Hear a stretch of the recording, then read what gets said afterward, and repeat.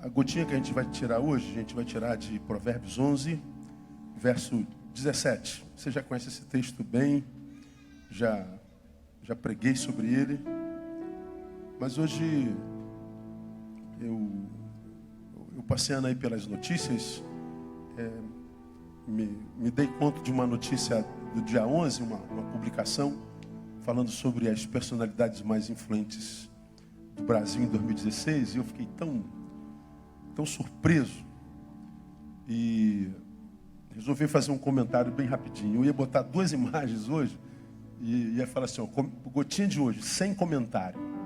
Mas como é sem comentário, você ia fazer a leitura que você quisesse e a gente podia cometer uma justiça. Então eu vou comentar bem rapidinho hoje, mas eu queria ler primeiro Provérbios 11, verso 17, e depois a gente tirar a nossa reflexão daí. O texto você já conhece bem. O homem bondoso faz bem à sua própria alma, mas o cruel faz mal a si mesmo. Vamos juntos? O homem bondoso faz bem à sua própria alma, mas o cruel faz mal a si mesmo. Amém, amados? Senta um pouquinho. Deixa eu te mostrar uma coisa. Eu estou lendo um livro que fala sobre os personagens e personalidades do século XX. E chegamos aos 15 líderes e revolucionários mais influentes do século XX. De todo o século.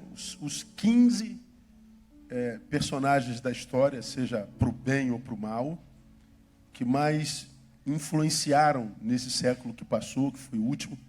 Nós já estamos no 21. E eu acredito que o nome desses 15, se não todos, pelo menos 14 deles, talvez só um aqui, o outro você não conheça, mas os demais, todos eles nos são comuns.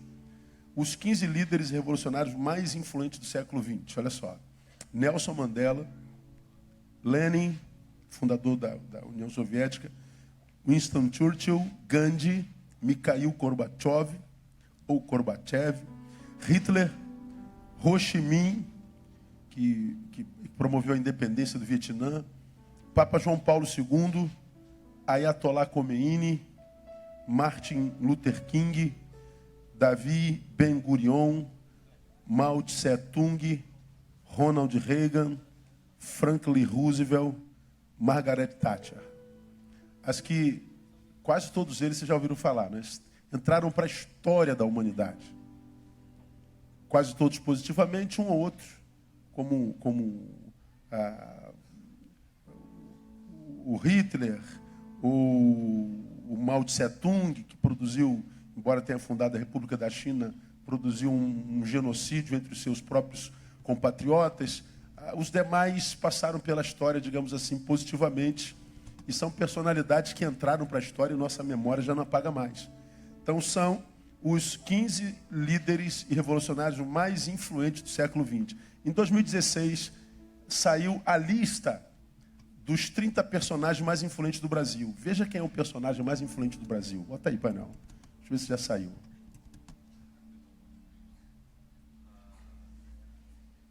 O Whindersson Nunes é a personalidade mais influente do Brasil. Eu ia falar assim, sem comentário, vamos começar o culto. Mas eu vou falar porque o menino não tem nada a ver com isso. Sei que é um bom menino, é um comediante dos mais competentes. Se eu não me engano, o segundo youtuber mais seguido do planeta. Ele tem 23 milhões de seguidores no Brasil. E ele não tem nada a ver com isso, é um bom menino. Que Deus o abençoe. Não é sobre ele que eu quero falar, quero que Deus o abençoe. E que faça dele mais rico cada vez mais. Não falo das personalidades, mas de quem elege suas personalidades. Quando eu vejo a personalidade mais influente do Brasil sendo um youtuber, o que é revelado não é a personalidade, mas o brasileiro. aquilo no que nós nos tornamos. A pesquisa, segundo minha pesquisa, informação, acontece o seguinte: ele liga para alguém, o Google, pense em alguém imediatamente. Quem vem na tua cabeça? Quem vem na cabeça no Brasil é o Nunes. Nada contra o Nunes. Agora, o que pulula a nossa mentalidade na pós-modernidade, principalmente nós do terceiro mundo, nós que vivemos vida de terceira, porque no terceiro mundo, principalmente nós aqui, como você acompanhou a série de estudos que terminamos na quarta-feira passada, fomos dados pela OMS como o país com o maior número de transtorno de ansiedade do mundo, o quinto de depressão. Produzimos, descoberto pelo Lava Jato, o maior ato de corrupção já descoberta na história dos homens, da sociedade moderna. Nós que somos o primeiro lugar em tudo que é estatísticas ruim no mundo. O que pulula a nossa mentalidade? Quando a gente pensa numa personalidade, em alguém que nos habita, em quem que a gente pensa? Bom, a gente pensa num comediante. A gente não tem mais heróis. A gente não tem um Nelson Mandela do qual se orgulhar. A gente não tem um Martin Luther King. A gente não tem um Gandhi. A gente não tem um Papa João Paulo II. A gente não tem... Nossos heróis hoje não fazem nada por nós. São personalidades que vivem para si, e a despeito de viverem para si, são os que mais influenciam. Os que nós admiramos não são mais úteis a nós. Não produzem, se exibem. E são os que, como sociedade, escolhemos como herói. Isso revela o quê? Isso revela a mudança da sociedade, o que nós nos tornamos, como nossa estima adoeceu. Tem a ver, quer ver, com o que eu preguei aqui alguns anos atrás, num culto de passagem de ano. Eu achei uma pesquisa do Instituto Gallup falando sobre as resoluções de fim de ano. Todos os anos, quando a gente acaba o ano, a gente faz um monte de promessas. Esse ano eu vou emagrecer 10 quilos, esse ano eu vou passar num concurso público, esse ano eu vou me casar, esse ano eu vou construir minha casa. Quando chega no terceiro mês, já desistimos de tudo, já esquecemos tudo. E nos entregamos ao resto do ano, seja o que Deus quiser. Não é? Mas as resoluções a gente faz. Aí eu peguei, isso foi de 13 para 14, né? Aí eu peguei as resoluções do Instituto Gallup da sociedade brasileira, que atravessaria o ano 2013 e 2014. Olha as resoluções maiores, as 3 primeiras. O que você mais quer para 2014, para o próximo ano? Perder peso. Segundo, ser mais organizado. Terceiro, gastar menos e economizar mais. O que você mais deseja no próximo ano? Primeiro, perder peso. Ser mais organizado e economizar um pouco. Aí eu peguei a pesquisa das resoluções de 1939 para 1940, mudança de década. Lá atrás, de 39 para 40, a maioria de nós não era nascida ainda. A resolução de 39 para 40. Primeiro, melhorar meu caráter. No ano que vem, eu quero ser um homem de mais caráter. Segundo, conviver mais com a minha família. Ano que vem, eu quero gastar mais tempo com os meus amados. Terceiro, ser mais frequente e me envolver mais com a vida da igreja. Isso não é uma pesquisa evangélica, não. É do Instituto Gallup, em 1939. Em 1939, o que a gente mais queria? Melhorar o caráter. 2014, ficar mais magro. Em 1939, o que a gente queria mais? Ser mais... conviver mais com a família, ou seja, valorizar mais minha família, materializar mais o amor que eu digo ter por minha família. E em 2014, ser mais organizado, ser mais frequente e me envolver mais com a vida da igreja. E hoje, gastar menos e economizar mais, ter um pouquinho mais de dinheiro. As nossas escolhas revelam o que nós somos. Como os nutricionistas dizem que nós somos o que comemos, eu estou dizendo aqui, nós somos o que escolhemos. As nossas escolhas revelam o que nós somos. As nossas decisões revelam o que nós somos. Aí você pergunta assim, o que isso tem a ver com o texto lido, pastor? O homem bom faz bem à sua própria alma e o cruel faz mal a si mesmo. Bom, na cabeça da maioria de nós, ou de quase todos nós, a definição de bondade ou maldade, ou seja, se eu sou bom, eu sou mal, essa definição me é outorgada, imposta à proporção da forma como eu trato outros. A forma como eu trato o Judson revela o que eu sou. Como é que você trata o Judson, pastor? Eu trato bem, então o senhor é bom. Como é que você trata o Judson, pastor? Eu trato mal, então o senhor é mal. Então a forma como você trata o outro revela o que você é, se bom ou mal. À luz do texto, não. A forma como você se trata revela se você é bom ou mal. De modo que eu posso tratar o Judson como um príncipe, mas eu me trato mal, então à luz da palavra eu sou um homem mau. E o que eu produzo para o Judson não é fruto, é farsa. Isso não traz colheita. Porque eu faço por ele publicamente, mas as minhas escolhas revelam o que eu estou fazendo comigo. A escolha das minhas amizades, a escolha do meu cônjuge, a escolha de com quem eu ando, a escolha do que eu consumo, a escolha do quanto eu durmo, a escolha sobre minha vocação, ou se eu vou abrir mão dela. A escolha que eu faço sobre a minha vida revela que tipo de gente eu sou para Deus.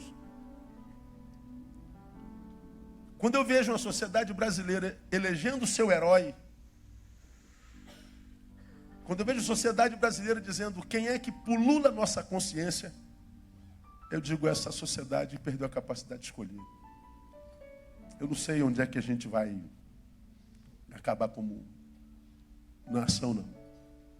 A desesperança já nos toma, quase que todos, já não acreditamos em mais ninguém. Estamos aí em 2018, vem um novo pleito, e a gente vai ter que votar de novo, e eu e você estamos pensando, quem vamos votar para presidente? Quem vamos votar para deputado federal, para senador? Quem vai salvar o Brasil? Chapolin já morreu, não tem jeito. Então, não dá. Quem vai salvar? Qual é a nossa esperança? Quem? Mas o triste é que não está na mão deles, está na mão de quem vai escolher. E a proporção das nossas escolhas, a gente se revela. E a partir de quem a gente elegeu como sendo o mais influente de 2016, eu tenho uma noção de quem a gente vai eleger para governar a gente no ano que vem. Eu acho que nós nos transformamos numa sociedade má. Por quê? Porque, como diria o Jung, né? Jung, ele disse uma coisa muito interessante. Eu não sou o que me acontece. Ou eu não sou o que me aconteceu. Sou aquilo que escolho me tornar. Porque grande parte do que acontece conosco é involuntário. A gente não tem gestão sobre isso. Mas aquilo que eu escolho me tornar a partir do que aconteceu, isso aqui eu sou. Então eu sou o que eu escolho. Bom, minhas escolhas têm a ver com amor próprio. Eu decido com quem eu ando, eu decido de quem me afasto.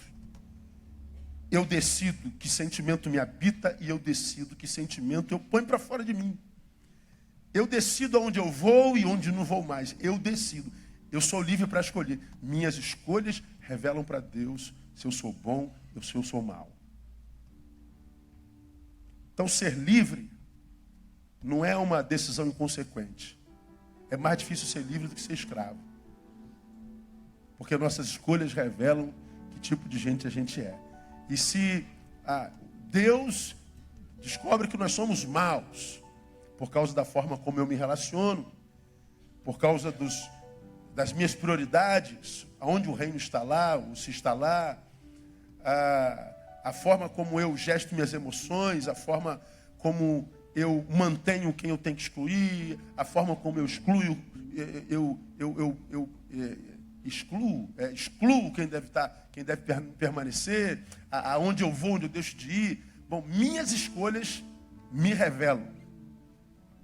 Meus frutos não são aqueles que eu pensava ser, ou seja, o que eu faço ao outro. Meus frutos são aqueles que eu faço a mim mesmo. Então, meu irmão, cuidado com as suas escolhas. Cuidado com o rumo que você tem dado à sua vida. Cuidado com os que te influenciam. Cuidado com quem você mantém e com quem você põe para fora. Porque à luz da palavra, o homem bom faz bem a si, o homem mau faz mal a si, e eu sou aquilo que eu escolho. Então que Deus nos dê, sobretudo, amor próprio, para que, a partir das escolhas produzidas por alguém que se ama, a gente seja visto pelo céu como homem bom, para que toda a bondade do Altíssimo seja derramada sobre nós todo dia, até o dia da vinda de Jesus, no nome de Jesus. Amém, amados? Vamos aplaudir a Ele, vamos adorá-lo com alegria. Vamos ficar em pé.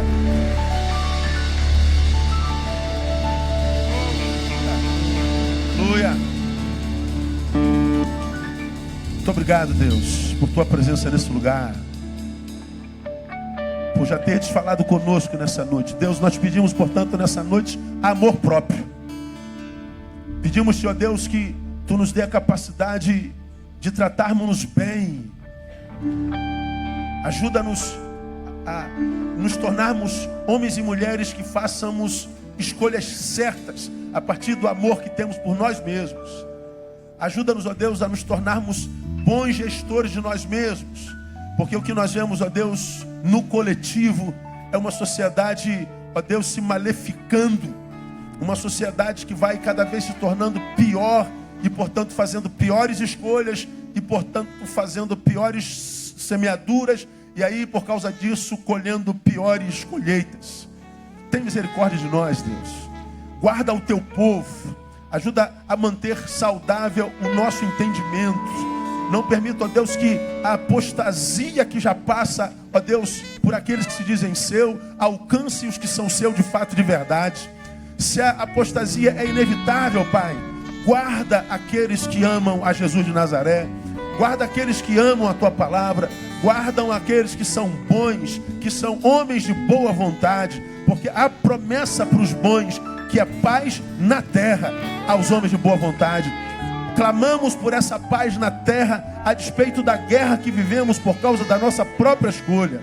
Fala conosco ainda nessa noite e assenta-te sobre o trono dos louvores da Tua igreja. E recebe a honra, a glória e o louvor e a nossa gratidão por Jesus de Nazaré. Amém e aleluia. Aplauda Ele e adore-o com o coração.